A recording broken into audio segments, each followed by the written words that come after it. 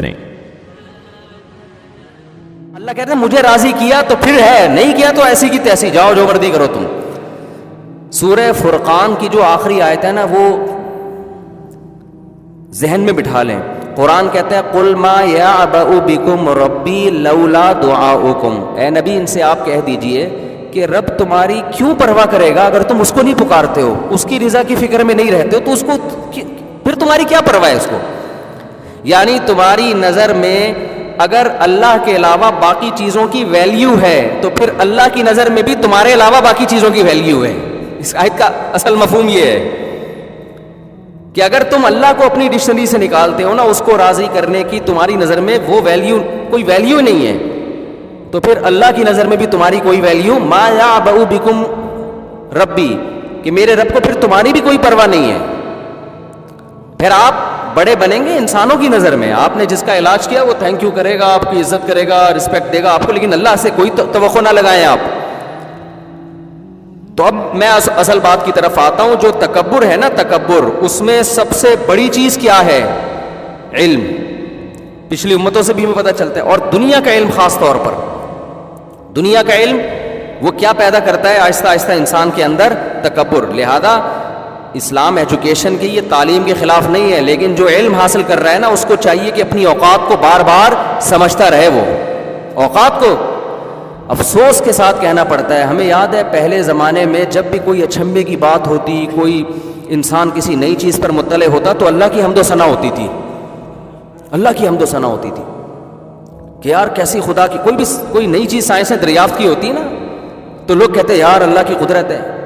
اور پہلے سائنسدانوں کا بھی یہی حال تھا. ہمارے فزکس کے ٹیچر تھے، انہوں نے ہمیں 10th کلاس میں نا ایک سائنسدان کا واقعہ سنایا، گورے کا، کہ وہ کان پہ ریسرچ کر رہا تھا. کوئی سائنٹسٹ تھا، میڈیکل سائنس کا کوئی بہت بڑا سائنسدان تھا، کان پہ ریسرچ کر رہا تھا. وہ غیر مسلم تھا. تو جب اس نے کان کے پردے کو اسٹڈی کیا اور کیسے جو لہریں ہیں آواز کی وہ کان کے پردے سے ٹکراتی ہیں، اور کیسے ایک خاص فریکوینسی کے ساتھ جب وہ ٹکراتی ہیں تو اس سے ہمیں آواز سنائی دیتی ہے، ایسے ایسے کر کے جاتی ہیں نا. وہ ہم پہلے تصویریں بنایا کرتے تھے، یہ جو بھی ہم بات کرتے ہیں نا یہ کر کے جا رہی ہوتی ہیں، جو جتنی تمیز سے جائیں گی اتنی سریلی آواز ہوگی، جتنی آڑی ترچی جائیں گی. ایک سادہ سا مجھے تو اتنا ہی یاد رہ گیا، تو یوں کر کے جائیں گے، وہ گلا پھاڑ کے کوئی اپنی بیگم سے بات کر رہا ہے بس سمجھ لو. اگر سائنسدان مجھ سے پوچھ کے کرتے نا کہ بھائی فریکوینسی کیا ہوتی ہے، یوں کب ہوتا ہے، اور یوں تو میں رپورٹ ٹیسٹ کرنے کی ضرورت نہیں ہے، بیوی سے بات کر رہے تو یوں اور اگر کسی لڑکی کو پٹا رہا ہے تو بڑے تمیز سے نا، جو فریکوینسی بنے گی نا آواز کی، جو لہریں پیدا ہوں گی وہ یوں بہت ایسے خوبصورت اسٹائل سے جائیں گے. ایسا اسٹائل کہ لہریں خود اپنے اسٹائل پہ عاشق ہو جائیں. تو وہ کان پہ ریسرچ کر رہا تھا. تو ہمارے استاذ نے بتایا، بڑے پڑھے لکھے استاذ سے، اللہ اگر زندہ ہیں تو اللہ ان کی عمر میں اور برکت دے، اگر انتقال ہو گیا تو اللہ مغفرت کرے. اس وقت بھی ان کی ایج کافی تھی. تو وہ کہتے تھے کہ وہ سائنسدان تھا انگریز، اس نے جب کان پہ ریسرچ کی نا، تو جب وہ مطلع ہوا کہ کیسے سونا اتنا پیچیدہ نظام ہے، تو وہ چیخ اٹھا اور کہنے لگا کہ خدا واقعی سمیع اور علیم ہے، خدا واقعی سننے والا اور جاننے والا ہے. جاننے والا اس طرح کہ اتنی زبردست مشین اس نے بنا کے انسان کی کھوپڑی میں فٹ کر دی، اس سے پتہ چلتا ہے کہ اس کا علم کامل ہے. اور سننے والا اس لیے کہ جو انسان کو اس طرح سے سنا سکتا ہے وہ خود کیسا سمیع اور بصیر ہوگا. تو پہلے زمانے کے جو سائنسدان تھے نا، وہ بھی اتنے ملحد نہیں ہوئے تھے جتنے آج کے کنٹرول سے باہر ہو گئے ہیں. وہ اپنی سائنسی تحقیقات میں بات بات پہ خدا کو یاد کرتے تھے کہ یہ تمام چیزیں ہمیں کس کی طرف لے کر جا رہی ہیں؟ اس بنانے والے کی طرف لے کے جا رہی ہیں. اب اتنی دنیا پرستی کہ اتنی نئی چیزیں سامنے آتی ہیں، ایک لفظ منہ سے جو نا خدا کی تعریف میں پھوٹے منہ بھی نہیں نکلتا. لوگ کہتے ہیں نا بیگم جب کھانا پکاتی ہے نا اور میاں تعریف نہیں کرتا، ایک دفعہ پکا لیا، 2 دفعہ پکا لیا، 3 دفعہ پکا لیا، کبھی تعریف نہیں کری، کبھی پھوٹے منہ تعریف بھی کر دیا کرو. کہتی ہے کہ نہیں کہتی ہے کہ کبھی پھوٹے منہ کہہ دیا کرو کہ آج بینگن اچھے پکے ہیں، بس ہمیشہ کیڑے ہی نکال رہے ہوتے ہو. تو ہم بھی کہتے ہیں یار تم اتنی سائنسی تحقیقات دیکھتے ہو جو ایک چیز خدا کے وجود کی دلیل دے رہی ہے، تو کبھی پھوٹے منہ کہہ دیا کرو یار خدا واقعی بڑا کمال والا ہے، بڑے کمالات ہیں اس کے. لیکن آج آپ یوٹیوب پہ ڈاکومنٹریز دیکھو، کیا نئی نئی چیزیں آ رہی ہیں کمنٹس میں پڑھتا ہوں, جس سے مجھے پتا چلتا ہے پبلک جا کدھر کو رہی ہے. تو ایک کمنٹس بھی خدا کی تعریف میں نہیں ہوتا. اگر ہوگا تو اردو میں ہوتے ہیں اکثر, اس کا مطلب دیسی لوگ تو کر رہے ہوتے ہیں, انگلش جس کو آ گئی وہ نہیں کر رہا ہوتا, اللہ ماشاء اللہ درجنوں میں کوئی ایک.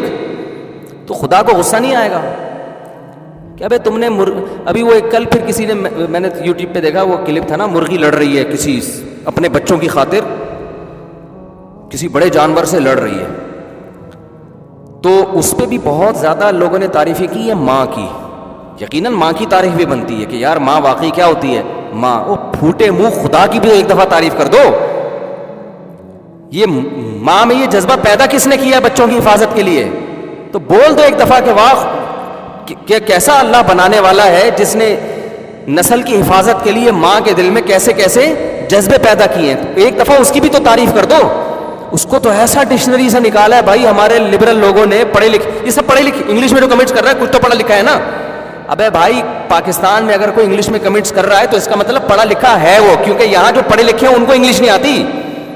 تو جو انگلش آ رہی ہے تو اس کا مطلب میرا تو یہی خیال ہے کہ کچھ تو اسکول میں پڑھ لیا نا اس نے, یا تو وہ گوروں میں رہ کے انگلش سیکھ کے آ گیا ہو. یہاں رہ کے اگر کوئی بول رہا ہے تو میرا خیال ہے کچھ تھوڑا بہت اس نے پڑھا ہے.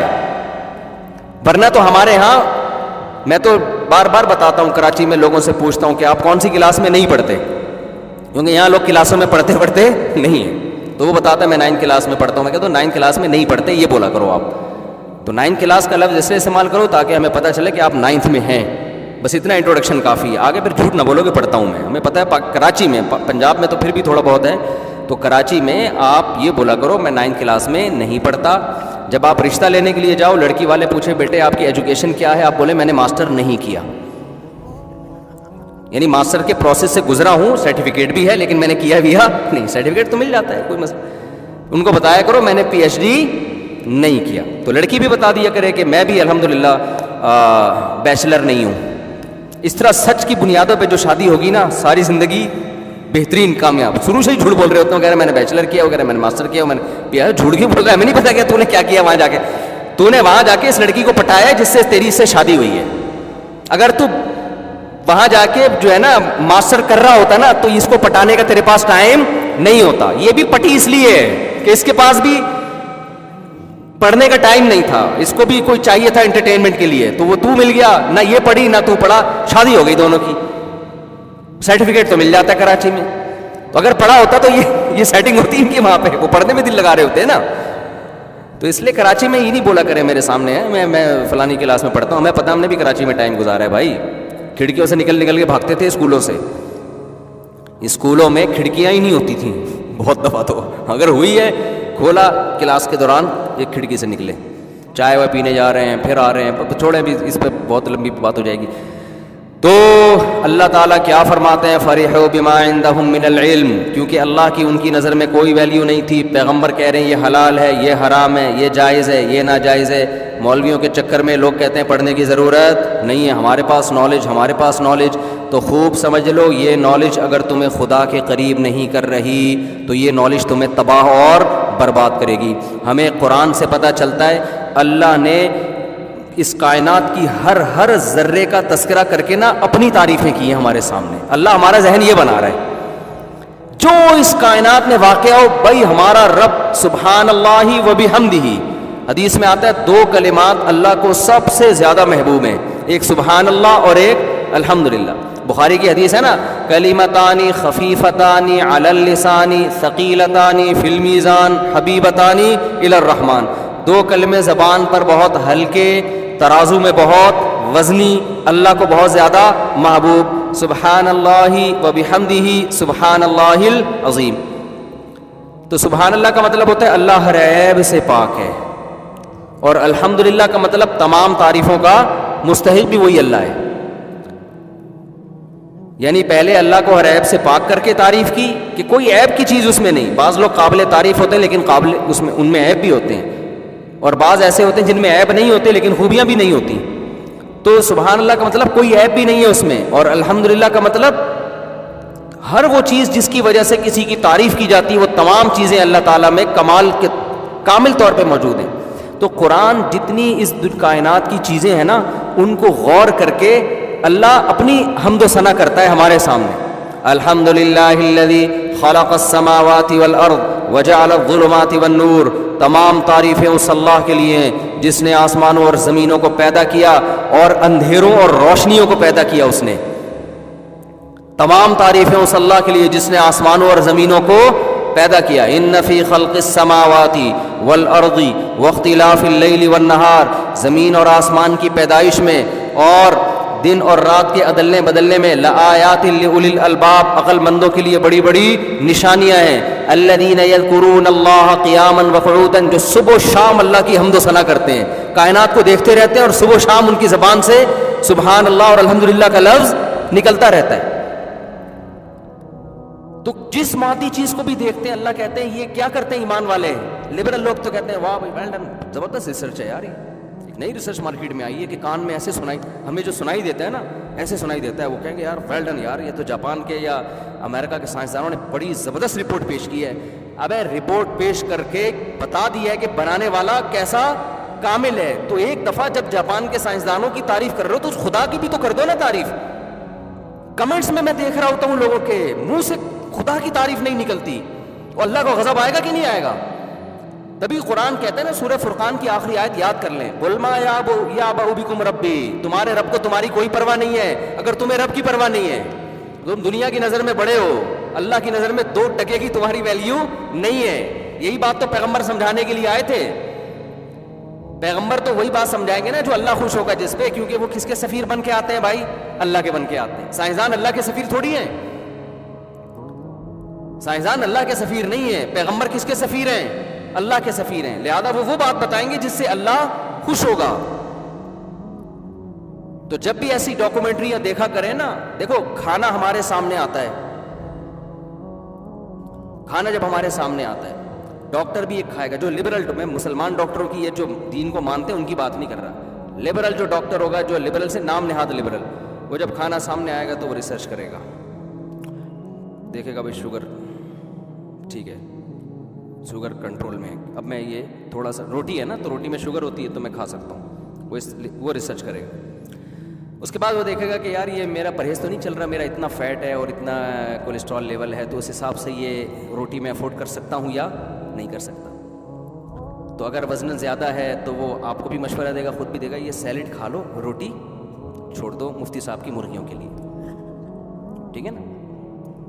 تو اس طرح کی وہ چیزیں, ہر چیز کی ریسرچ کرے گا کہ یار یہ پھر کھانے کے بعد وہ دیکھے گا کہ اب اس کا شوگر چیک کرے گا تو اندازہ ہو رہا ہے کہ بھی کھانے کے بعد پہلے اتنی تھی اب اتنی ہے, تو اتنی میں روٹی افورڈ کر سکتا ہوں, اس سے زیادہ افورڈ نہیں کر سکتا. پوری تحقیق اس پہ یہاں سے شروع ہوگی اور یہاں پہ بولو نا ختم. یہ میڈیکل سائنس کا ٹاپک ہے اور ٹھیک ہے, کرنی چاہیے. ہماری طرح نہیں کہ صبح 2 پراٹھے پھوڑتے ہیں اور پھر صحت کے پہ بیٹھ کے ہم لوگوں کو ٹپس دے رہے ہوتے ہیں کہ یہ کھاؤ یہ نہ کھاؤ. لوگ کہتے ہیں جب یہ اتنی اچھے ٹپس ہیں تو پھر 2 پراٹھے کیوں پھوڑتے ہو صبح بیٹھ کے؟ ہم کہتے ہیں گورنمنٹ نے اچھی باتیں کرنے پر پابندی نہیں لگائی ہے, باقی پراٹھے چھوڑنا آسان نہیں ہے. ہم سے نہیں چھوٹتے بھائی, سیدھی سی بات ہے. تو بات تو وہی کریں نا جو اچھی سیدھی سی بات ہے. ایک دن کیا ہوا, میں نے بڑے فضائل سنائے, دوپہر کھانے کا ٹائم تھا, میں نے کہا بھائی دیکھیں لو کارب ڈائٹ لینی چاہیے, اور ایکچولی یوں کر کے نا اتنے میں بریانی آئی اور کھایا. ہم نے کہا چلو بسم اللہ کرو. انہوں نے کہا یار ابھی کیا لو کا, میں نے کہا لو ٹوپی ڈرامہ تھوڑی دیر کے لیے سائڈ پہ رکھو. ٹھیک ہے نا, وہ باتیں صحیح ہیں, ابھی کھاؤ, پھر بھوک لگ رہی ہے, اس کے بعد سوچیں گے کیا. اللہ بچا یار, ایسے اچھا کام نہیں ہے, کوئی خوشی کی بات نہیں ہے, لیکن بھائی کیا کریں ہم تو. اب اتنا بھی تو نہیں نا صحت کو مسلط کرنا نا کہ کھانے پینے سے ہی جائیں. اور ویسے بھی میرا وزن کہاں بڑھ رہا ہے یار, ہمارے تو ڈاکٹر